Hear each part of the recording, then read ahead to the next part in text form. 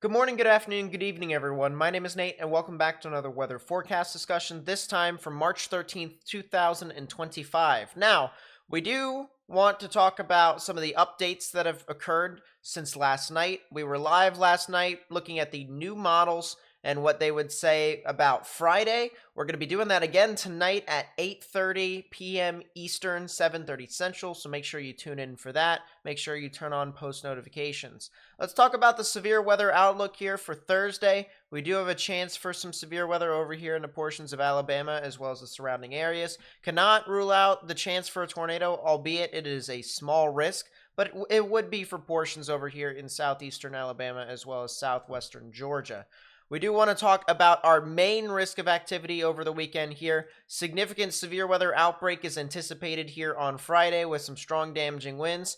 We do have a 4 out of 5 on the severe weather scale for areas along the Mississippi River from Iowa all the way down into portions near the boot heel of Missouri. So definitely something to watch out for over there, as well as an expanded area of a 2 out of 5 on the severe weather scale, ranging from areas all the way into southern Minnesota to as far south as southern Mississippi. We do have a significant risk for tornadoes accompanied with this. We have a 10% chance for tornadoes within this yellow area, as well as a hatched risk, an additional 10% chance of seeing a tornado, a strong tornado within a 25-mile radius here. The main reason why we are in a 4 out of 5 on the severe weather scale has to be because we have some significant damaging winds that could be associated with these storms, as well as a hatched risk here with another 10% chance of seeing hurricane force winds within a 25-mile radius of these areas. So definitely some widespread significant damaging winds associated with this. And in addition, we also have the risk for significant hail that is possible over here, ranging from St. Louis all the way down into the boot heel of Missouri. So definitely something to watch out for there, as 2-inch sized hail or larger is definitely possible with that. We do also have another 4 out of 5 on the severe weather scale here that has been issued for Saturday. This is the maximum probability that you can have issued for day 3, so an event that's 3 days out. The maximum you can have is a 4 out of 5 on the severe weather scale. This is how confident they are in a significant severe weather and even tornado outbreak that is going to be possible here on Saturday, with a 4 out of 5 on the severe weather scale that has been issued for areas near New Orleans all the way up into the Tuscaloosa and the Birmingham areas. And so definitely something to watch out for. The surrounding areas that could get up to as far north as Nashville, and even a slight risk that gets up as far north as Cleveland. So an abundance of severe weather is anticipated here, at least on Saturday. As you can see, there's the significant weather that is anticipated over here as well in that area of a 3 out of 5. And then we have the continuation of the severe weather event, which will continue to move off towards the East Coast and the Mid-Atlantic here on Sunday. Now let's take a look at the nitty-gritty of these models. The timing, once again, in the top left-hand portion of your screen. Now, one thing that we noticed last night with our live stream is that this trough that we were looking at for the severe weather last night actually trended weaker. And what that means is that if you have a trough that trends weaker and the wind shear that trends weaker, the wind shear that is supposed to sustain supercells isn't as strong, which means not as many thunderstorms or supercells did end up forming, which means less moisture was ended up not being used. So it's kind of a domino effect. And that's kind of one thing that we notice here, especially as we head off into our trough with our Friday system. Notice the dip in the jet stream. Notice how it curls around just like this, with a low pressure system forming in and around that same area. Very strong wind shear in upwards of about 130 knots here at the 500 millibar level. Usually at the end of the jet streak, all right? Usually when the intense areas start to kind of fan out in all sorts of different directions, you have a lot of diffluence aloft in the atmosphere, which creates a lot of holes and gaps. A lot of holes and gaps that air needs to be filled in order to be able to try and make up some of the discrepancies in the atmosphere. And that usually is found through the air that is down below it. And so you have a lot of natural air rising that forms within this general environment. And so even as you continue to move on through, very significant winds are anticipated, even with some of these big thunderstorms and this line of storms that'll be moving on through. just because of this alone, as well as the intensity of some of these winds here, even within these storms. But in its rear, we have a new trough that's going to be forming. This will be the secondary system that'll move on through heading into Sunday. And you can see here that same premise, the most intense winds right over here into portions of southern Texas. But at the leading end of that, you can see we have a lot of wind shear that fans out in all sorts of different directions. This is once again our difluence aloft in the atmosphere. And this entire area has a lot of significant winds spread all across the board. We can take a look at this here specifically with our jet streak at the 300 millibar level, usually out in front of our main area of concentrated winds. That is once again what we are going to typically be looking for our strong, sustained, severe weather. You can see we have our pretty powerful jet streak right here at 300 millibars, and right in front of this general area is where we want to typically look out for the potential of some significant weather. That is exactly to be the case, as we're going to be taking a look at the HRRR and the radar here pretty soon. You'll be able to see how widespread the severe weather is, especially since of how far out in front the jet streak it actually is at. But if we move on through from Friday into Saturday, once again, pretty sustained jet streak that moves off over here into this risk area, and aloft, some very widespread difluence aloft, which means that there is once again a lot of gaps that need to be filled and a lot of very turbulent air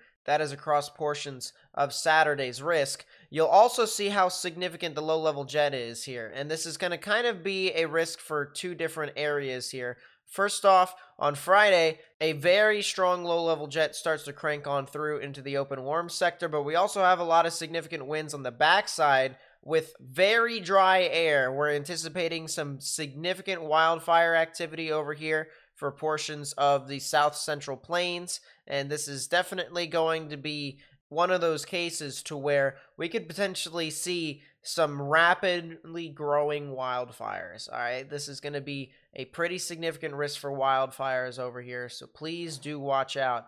But once again, very strong low-level jet activity out in front of the system, and you can see that as we move over from Friday into Saturday. That continues to be the case even into Saturday as well. Look at how widespread the low-level jet is. And not to mention, look at how early it starts too. We're talking in the early morning hours. We're already starting to see some pretty strong low-level jet characteristics down here. It just starts to crank up more and more and more. Some significant winds are really starting to pick up. And by the time we get into the early afternoon, we could already be seeing our event kick off. I mean, this is really a well-pronounced event. It starts to get stronger and becomes a little bit more widespread heading into Sunday morning. And of course, as it moves on through later on Sunday as well.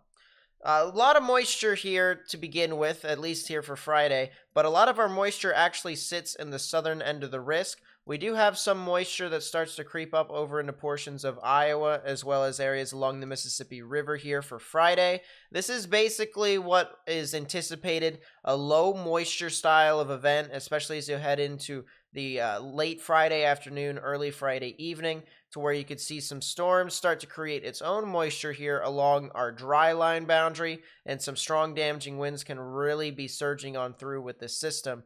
But if there were any storms that were going to form and try to produce some significant tornadoes, more than likely they would be supercells in and along the line now, as storms out in front are starting to become more unlikely, but they would also become a little bit more favorable down here into portions of Missouri, eastern Missouri, all the way down into northern Arkansas, maybe even central portions of Illinois as well, as they move off towards the north and east. But definitely a lot of moisture that starts to set in here, especially once you get closer towards midnight, and that will really kind of continue to move everything across further to the east. A lot of convective available potential energy that starts to build up here, Cape buoyancy. Storms need this in order for them to be significant, and so this is really something here that starts to kind of build off here in the afternoon of Friday, heading into the overnight hours. It does start to wane a little bit as you continue to move on through, but there is still enough energy that is along the line here, especially down here once again in the area that I've mentioned before. And so this is definitely another sign that there is some significant severe weather here. And in my opinion, the more sustained supercells will probably be in this corridor right in there. So the timings with this event here on Friday are as follows. Storms will likely start to form over into portions of Omaha, Nebraska, and southwestern Iowa sometime around 4 in the afternoon, 5 Eastern, somewhere around that time frame. And this will continue to form into a giant line extending from southwestern Minnesota all the way down near the Des Moines area. This is going to be accompanied with some very strong damaging winds, and this line will eventually start to extend further down towards the south sometime around 8, right over here in southeastern Iowa, northeastern Missouri, as well as western Illinois. I am anticipating some very strong damaging winds, some very strong wind gusts. That much is certain, at least in my opinion, for some hurricane force winds is possible, and this will continue to move on through even into the overnight hours, as well as the chance that there could be some more storms that could try and form even out in front or even down to the south.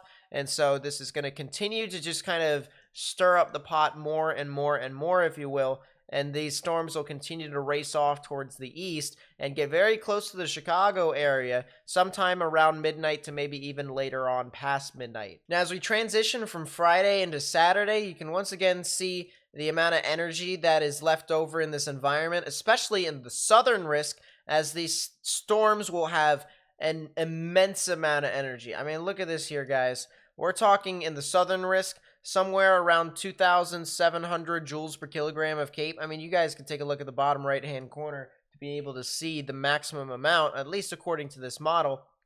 And this really sits in this environment. This builds and builds and builds. And really, any thunderstorm that forms down here in this southern mode is going to have a sustained supercell. And it more than likely will be the case that this supercell will likely produce strong tornadoes. The other thing that I want to mention too is there is some energy left over for the northern risk, so some thunderstorms are definitely possible up there. I do not anticipate that to be as much of a tornado threat and more of a wind threat, so definitely something to monitor, at least with northward extent, say from northern Tennessee all the way up into the Lake Erie area. But we do want to also highlight how strong the low-level jet is once again. As you can see here, as we get into Saturday afternoon, very significant levels of low-level jet. We're talking 72 knots. That is not typical. Usually in most severe weather setups, you usually get into the oranges and into the reds, which would be about 40 knots. So some very significant low-level jet activity, especially as you head into the overnight hours, and that continues to extend further and further to the east. And so we are definitely anticipating some very robust wind shear, at least in the lower levels. And this will continue to march its way further and further east and continue to sustain all the way into Sunday as well. But we do want to take a look at the timings once again as we move off from Friday night into Saturday, as we continue to watch the line move over into portions of Ohio. We also start to see our buildup down here towards the south. We have our cold front and our warm front that begins to develop, which means more than likely anywhere in pretty much all of Mississippi, as well as central and eastern Louisiana, is going to be in the open warm sector. This is where supercells are likely to form right within this area, and anything that forms in this general vicinity will likely move over into Alabama eventually. And so you can see here in the afternoon, there is a lot of storms that form over here along the line, but there is also some storms that form out in front of this too, and those are the ones to watch out for. Anything that can be able to be sustained out in front of the line is going to be an issue, in my opinion. The storms continue to march its way off further to the east. Some very strong, sustained, damaging winds head over into the areas of Nashville and even further off into central Kentucky, sometime in and around maybe before midnight as well. So definitely another sign of some storms to come. And then this will continue to be an overnight threat. Some significant activity is also possible with some, once again, strong tornadoes that are possible as we get over into the late overnight hours here as well on Saturday into Sunday, before you finally see the rest of your storms really extend over here from central Pennsylvania all the way down into the mid-Atlantic, and then finally down to the south and east. Once again, I hope you guys tune into our live stream tonight. We'll be talking about the specifics into what we could be seeing, as well as reacting to what the HRRR and the RAP says about Saturday, which will basically be kind of telling us as to what will more than likely happen. Of course, we will also be answering some questions and forecasting for some people, so please be sure, if you are interested in that you turn on post notifications if you have subscribed. Of course, if you haven't already, please be sure to subscribe. Thank you so much for enjoying the video. If you also enjoyed it, please be sure to leave a like. And yeah, we will see you guys later on tonight discussing more about our significant severe weather outbreak, as well as what some of you guys may be able to see specifically. I will catch you guys next time, so stay safe, everyone, up until then, and peace out.